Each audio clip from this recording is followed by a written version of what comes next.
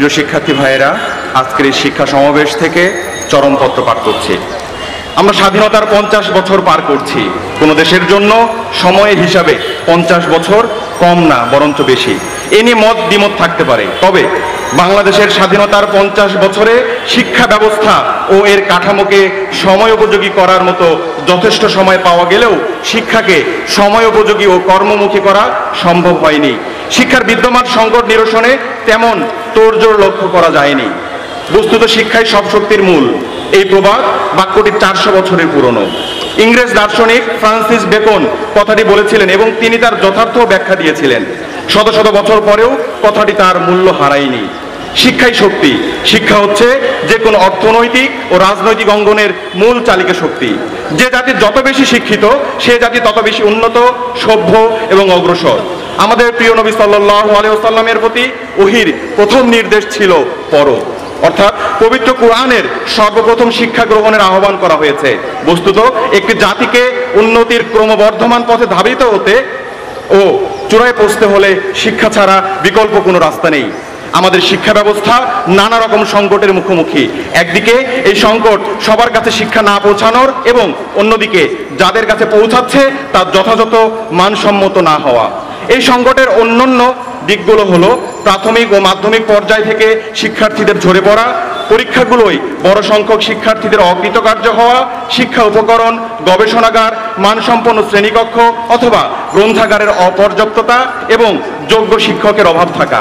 শিক্ষার্থীরা যে নোট বই ও কোচিং নির্ভর হয়ে পড়ছে এবং গণিত ও ভাষার ক্ষেত্রে তারা যে দুর্বলতা দেখাচ্ছে তা শিক্ষার সংকট আরো ঘনীভূত করেছে। আমরা পাঠদান পদ্ধতি নিয়ে অনেক পরীক্ষা নিরীক্ষা করেছি, কিন্তু আমাদের সংস্কৃতি ও সামাজিক চাহিদা অনুযায়ী কোনো পদ্ধতির উদ্ভাবন করতে পারছি না। আমাদের শিক্ষা ব্যবস্থা জ্ঞানমুখী না হয়ে ক্রমেই সনদমুখী হয়ে পড়ছে। আমাদের বিজ্ঞান ভিত্তিক দর্শন চিন্তা, সমাজ ও পরিবেশ নিয়ে আমাদের কোনো চিন্তা ভাবনা নেই। একটি নির্দিষ্ট মাত্রাতেই এই চিন্তা ভাবনা আটকে আছে। বর্তমান তথ্য ও প্রযুক্তির যুগে আমরা তথ্যকে প্রক্রিয়াজাত করে জ্ঞানে রূপান্তরিত করে এবং জ্ঞানকে প্রক্রিয়াজাত করে প্রজ্ঞার স্তরে পৌঁছে দেওয়ার জন্য যে সাধনার প্রয়োজন তা আমাদের শিক্ষা কাঠামো করতে ব্যর্থ হয়েছি। আমাদের অর্থনৈতিক সামর্থ্য যখন সীমিত ছিল তখন শিক্ষার পেছনে প্রয়োজনীয় বিনিয়োগ সরকারগুলো দিতে পারে নাই, কিন্তু সক্ষমতা যখন বাড়লো তখন বিনিয়োগের পরিমাণ প্রত্যাশা অনুযায়ী বাড়েনি। অন্যদিকে শিক্ষকদের বলা হয় মানুষ গড়ার কারিগর, কিন্তু শিক্ষকদের জীবন ধারণকে সহজ ও সামাজিক মর্যাদাবান করার ক্ষেত্রে সমাজ ক্রমাগত কার্পণ্যতা দেখিয়েছে। সমাজের পক্ষে রাষ্ট্র সেই কার্পণ্যের ধারা বজায় রেখেছে। ফলে জীবন সংগ্রামে বিপর্যস্ত এই কারিগরেরা, বিশেষ করে প্রাথমিক পর্যায়ে দায়িত্ব যারা পালন করছেন সেই শিক্ষকেরা তাদের দুই একটি অধিকার আদায়ে রাজপথে নামলে প্রশাসন জল কামান নিয়ে সামনে হামলে পড়েছে। শিক্ষা সাংবিধানিক মৌলিক অধিকার। শিক্ষাকে কখনো পণ্য হিসেবে বিবেচনা করা উচিত নয়, এরকম একটি চিন্তা আমাদের শিক্ষা দর্শনের ভিত্তি। যেদিন থেকে ইংরেজি মাধ্যমের স্কুল, প্রাইভেট বিশ্ববিদ্যালয় ও কোচিং সেন্টার প্রতিষ্ঠা পেল, সেদিন থেকে শিক্ষা পণ্যের মোড়কে হাজির হয়েছে। এটি ঘটেছে বিশ্বব্যাপী পুঁজিবাদী চিন্তার ফলে। আমরা মনে করি শিক্ষা যখন পণ্য হয় তখন শিক্ষার মধ্য দিয়ে উচ্চতর জ্ঞান সাধনার বিষয়টি চাপা পড়ে যায়, প্রধান হয়ে ওঠে বাজারের চাহিদা। আবার দেশে দিন দিন বিশ্ববিদ্যালয় সহ শিক্ষা প্রতিষ্ঠানের সংখ্যা বাড়ছে, উচ্চশিক্ষা গ্রহণকারী শিক্ষার্থীও বাড়ছে, সমান্তরালে উচ্চশিক্ষিত বেকারও বাড়ছে। বাস্তবতা হচ্ছে উচ্চশিক্ষিত জনশক্তি ব্যবহার করার কার্যকর পরিকল্পনা আমাদের নেই। বিশ্ববিদ্যালয়গুলোও তার মূল গবেষণা ও উদ্ভাবন থেকে মুখ ফিরিয়ে নিয়ে অপরাজনীতির আখড়ায় পরিণত হয়েছে। সরকারি বা বড় অঙ্কের বেতনে চাকরির জন্য তারা ঘোরাফেরা করছে। ভারতের সাবেক রাষ্ট্রপতি এপিজে আবুল কালাম বলেছেন, দেশের সবাই যদি চাকরির পেছনে ছোটে তাহলে দেশটা চাকরে ভর্তি হয়ে যাবে, মালিক থাকবে না। বাস্তবতা হচ্ছে প্রকৃত শিক্ষা নিশ্চিত করা না হলে এই অবস্থা থেকে উন্নত হওয়া সম্ভব নয়। চলমান সার্টিফিকেট সর্বস্ব বেকার তৈরির শিক্ষাই চলতে থাকবে। দেশের উচ্চশিক্ষার ক্ষেত্রে বর্তমানে যে অস্থিরতা ও কোনো ক্ষেত্রে নৈরাজ্য চলছে তা দেশের জন্য ভয়াবহ সংকট তৈরি করেছে। শিক্ষা খাতকে গুরুত্ব দিয়ে স্বাধীনতা অর্জনের 6 মাসের মধ্যেই শিক্ষা ব্যবস্থাকে ঢেলে সাজাতে নানা রকম কমিশন গঠন করা হয়েছিল। 1972 সালের 24শে সেপ্টেম্বর ডক্টর কুদরতি খুদা কমিশন, 1978 সালে জাতীয় শিক্ষাক্রম ও পাঠ্যসূচি প্রণয়ন কমিটি, 1979 সালে অন্তর্বর্তীকালীন শিক্ষা কমিটি, জাতীয় শিক্ষানীতি প্রণয়ন কমিটি 1997, জাতীয় শিক্ষানীতি 2000, শিক্ষা সংস্কার কমিটি 2002, জাতীয় শিক্ষা কমিশন 2003, জাতীয় শিক্ষা উন্নয়ন নীতি প্রণয়ন কমিশন ছাড়াও অনেকগুলো কমিটি গঠন করা হয়েছে। বর্তমান সরকারও শিক্ষানীতি প্রণয়ন করার জন্য 2009 সালে অধ্যাপক কবির চৌধুরীকে প্রধান করে একটি জাতীয় শিক্ষা উন্নয়ন নীতি প্রণয়ন কমিটি গঠন করে, কিন্তু শিক্ষার সংকট সমাধান না হয়ে বরং তার তীব্র থেকে আরো তীব্রতর হয়ে যাচ্ছে। ওই কমিশনগুলোর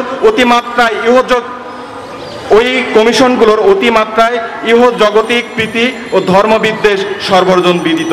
তারা স্বজাতির শিক্ষা ব্যবস্থাকে দেখেন ব্রাহ্মণ্যবাদী ও নাস্তিক্যবাদী প্রকরণের মাধ্যমে, এবং তারা যে সাম্রাজ্যবাদ এবং ইহুদিবাদ ও ব্রাহ্মণ্যবাদের বলয়বৃত্ত তা তাদের কৃতকর্মে প্রতিফলিত হয়েছে।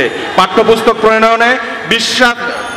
প্রণয়নে বিভ্রান্ত বিশ্বাসের অনুবর্তী এসব লোকেরা উপলব্ধিতে বিজাতীয় সম্প্রকাশ ঘটেছে। ফলে এদেশের শিক্ষা কাঠামো দীর্ঘ 50 বছরেও পশ্চিমা ও ঔপনিবেশিক কাঠামোর খোলস থেকে মুক্ত হতে পারে নাই। অন্যদিকে কোভিড-19-এর কারণে ইউনিসেফের তথ্য অনুযায়ী প্রতিষ্ঠানগুলো 2020 সালের 17 মার্চ থেকে বন্ধ হয়েছে, যা স্কুল বন্ধের ক্ষেত্রে বিশ্বের দীর্ঘতম, এবং বাংলাদেশে মহামারীর পুরোটা সময়ে শিক্ষা প্রতিষ্ঠান বন্ধ থাকার ফলে প্রাথমিক থেকে উচ্চতর শিক্ষার স্তর পর্যন্ত 4 কোটিরও বেশি শিক্ষার্থী ক্ষতিগ্রস্ত হয়েছে। এছাড়া ইউনিসেফের রিপোর্টে শিক্ষার্থীদের নানাবিধ ক্ষতির কথা উঠে এসেছে, যেমন দীর্ঘদিন শ্রেণীকক্ষের বাইরে বিপুল সংখ্যক শিক্ষার্থী পড়াশোনা ভুলে গিয়েছে, শিশুশ্রম, শিক্ষার্থী ঝরে পড়া বৃদ্ধি পেয়েছে, জাতির ভবিষ্যৎ মেধা নিয়ে শঙ্কা দেখা দিয়েছে, বড় ঘাটতি নিয়ে উপরের ক্লাসে উঠে পড়ছে শিক্ষার্থীরা, পরীক্ষা দিতে না পারায় শেখার দক্ষতা যাচাই হয়নি, গ্রাম শহরের শিক্ষার্থীদের মধ্যে বৈষম্য তৈরি হয়েছে, শিক্ষার্থীদের মানসিক ও শারীরিক বিকাশ বাধাগ্রস্ত হয়েছে, উচ্চশিক্ষার ক্ষেত্রে শিক্ষার্থীদের সেশন জটে পড়ে কর্মজীবনে প্রবেশ পিছিয়ে গিয়েছে। শিক্ষা সংকট দূরীকরণে ও দেশপ্রেমিক জনশক্তি তৈরিতে আমরা মনে করি প্রশিক্ষিত শিক্ষক, মানসম্মত পাঠ্য বই, রাষ্ট্রীয় ও রাজনৈতিক সংকল্প ও সদিচ্ছা, পর্যাপ্ত বিনিয়োগ, শিক্ষার্থীদের সামাজিক অর্থনৈতিক মর্যাদা বৃদ্ধি করতে হবে, এবং ব্যক্তি ও জাতীয় জীবনে নৈতিক, মানবিক, সাংস্কৃতিক, বিজ্ঞানভিত্তিক ও সামাজিক মূল্যবোধ প্রতিষ্ঠা করে শিক্ষার্থীদের মননে, কর্মে ও ব্যবহারিক জীবনে উদ্দীপনা সৃষ্টি করতে হবে। মুক্তিযুদ্ধ ও ধর্মীয় চেতনায় শিক্ষার্থীদেরকে অনুপ্রাণিত করে তোলা ও তাদের চিন্তা চেতনায় দেশাত্মবোধ এবং তাদের চরিত্রে সুনাগরিকের গুণাবলী যেমন ন্যায়বোধ, কর্তব্যবোধ, মানবিকতার সচেতনতা, মানবাধিকার সচেতনতা, মুক্ত বুদ্ধির চর্চা, শৃঙ্খলা, সৎ জীবনযাপনের মানসিকতা, সৌহার্দ্য, অধ্যবসায় ইত্যাদির বিকাশ ঘটাতে হবে। শিক্ষার্থীদের নৈতিকতার অবক্ষয় রোধে সকল শিক্ষার্থীদের ধর্মীয় শিক্ষা বাধ্যতামূলক করতে হবে। বেকারত্বের অভিশাপ থেকে মুক্তি দিয়ে জনসম্পদ গড়ে কর্মমুখী শিক্ষার প্রসার ঘটাতে হবে। ত্রিধারার বিশেষজ্ঞদের নিয়ে চূড়ান্ত শিক্ষা কাঠামো ও শিক্ষা আইন প্রণয়ন এবং তা বাস্তবায়ন করতে হবে। আমরা বলতে চাই, জোড়াতালি দিয়ে ব্যবসা, বাণিজ্য, যোগাযোগ, এমনকি সরকারি কাজকর্ম চলতে পারে, কিন্তু শিক্ষার ক্ষেত্রে জোড়াতালি দেওয়ার কোনো সুযোগ নাই। শিক্ষা হচ্ছে বিনিয়োগের শ্রেষ্ঠ জায়গা, যার সুফল একটি জাতীয় পুরো দেশ পায়। তাই শিক্ষা ক্ষেত্রে অলাভজনক বিনিয়োগ বৃদ্ধি করুন, দেশের জনশক্তিকে জনসম্পদে রূপান্তরিত করুন। এই বলে চরমপত্র শেষ করছি। ও আখিরি দাওয়ানা আলহামদুলিল্লাহ রাব্বিল আলামিন।